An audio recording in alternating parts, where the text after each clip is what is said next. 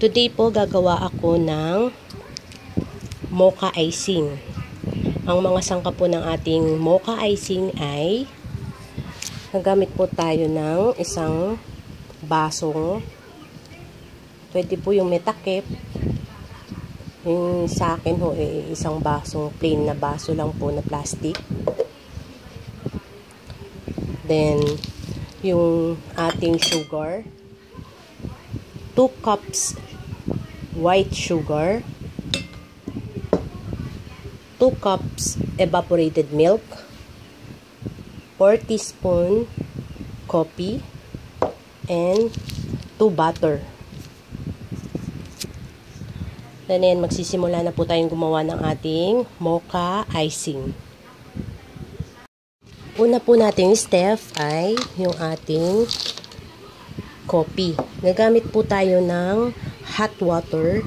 Mga 1 tablespoon lang po yung gagamitin natin na hot water para po maluto lang yung ating coffee. Yung dalawang butter natin, ise-set aside po muna natin ito until po lumambot yung ating butter. Set aside po muna natin yung liquid ingredients po muna natin ang ating uunahin gawin. So ito po yung ating coffee. Lalagyan lang po natin ng mainit na tubig. At least 1 tablespoon po. Ayan, haluin po natin until matunaw po yung ating coffee. Ayan, haluin natin until maluto po yung ating coffee para wala pong buo-buo. Then, pagka natunaw na po natin yung coffee, hihintayin po natin lumamig yung ating nilagay na mainit.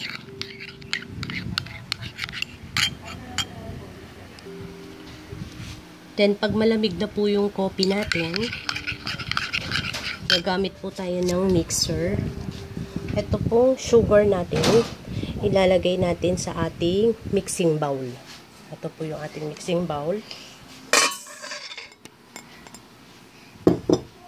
Then, yung ating coffee, ilalagay na rin natin. Ilagay na po natin yung ating sugar, coffee, then yung ating evap milk. Magsasama-samahin lang natin ito. Imi-mix po natin. Then, pag na-mix na po, ayan po. Imi-mix lang ho natin ito.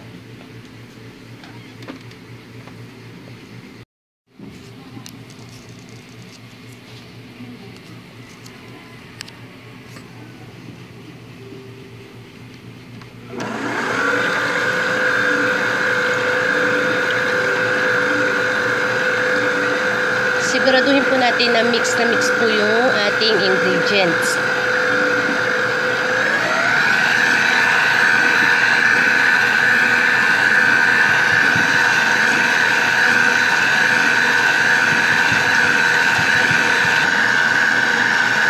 After po natin na matunaw, off na po natin yung ating mixer. Then, isasalin po natin sa isang baso. Then, ayan. Tatanggalin natin dito sa natin, mixing bowl. Salin natin dito sa ating baso na inahanda kanina. Hintayin natin mawala yung bubbles. Kasi may konti pa para magkasya sa isang baso natin. Then, naisalin na po natin lahat. Ilalagay po natin ito sa freezer. Hindi po natin pagyeyeluhin. Kailangan lang po lumamig yung ating mixture. Magantay po tayo ng mga 5 minutes until na lumamig lang po yung ating mixture. Siset po natin sa slow.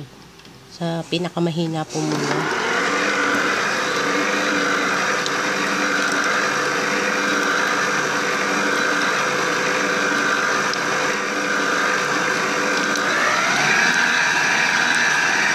Then medium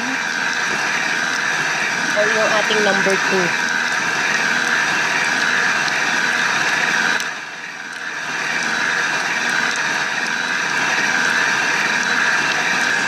Nalagay natin sa number 3. Yan yung pinalamig natin na mixture. Ito na po yun. Unti-unti natin ilalagay sa ating mixing bowl.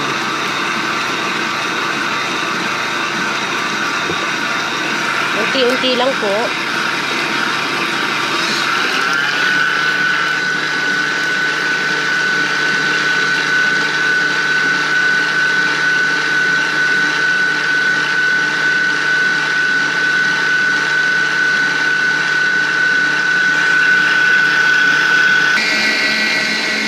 Medyo nilaksan ko na po, nasa number 4. Unti-unti po natin isasalin yung ating mixture. Hanggang maubos po natin ilagay yung ating pinalamig na mixture.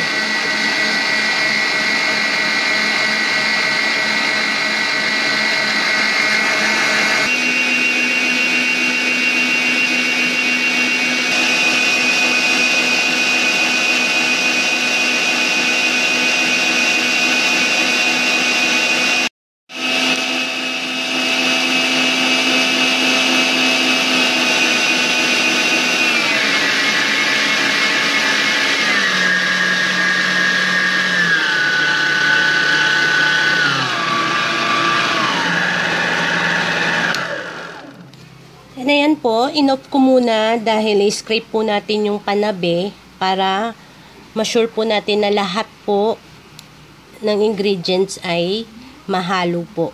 Kasi minsan nagkakaroon po ng buo-buo ron sa ilalim. Kaya i-scrape lang po natin, then imimix natin ulit. I-scrape ko lang ho.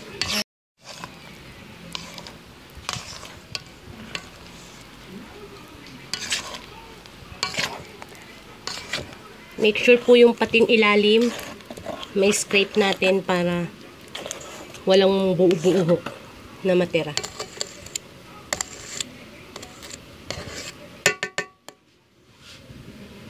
Yan, imimix natin ulit. After po natin na may scrape na po yung panabe tsaka yung ilalim, imimix po natin ulit ito ng another 10 minutes. Or until mag-fluffy po yung ating icing or yung ating mocha icing.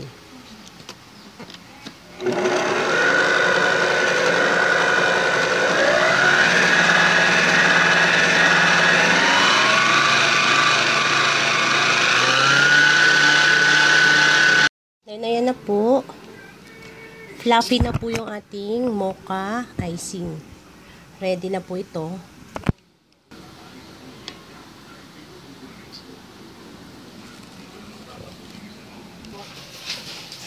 Ready na po ang ating mocha icing para mag-icing po ng ating cake.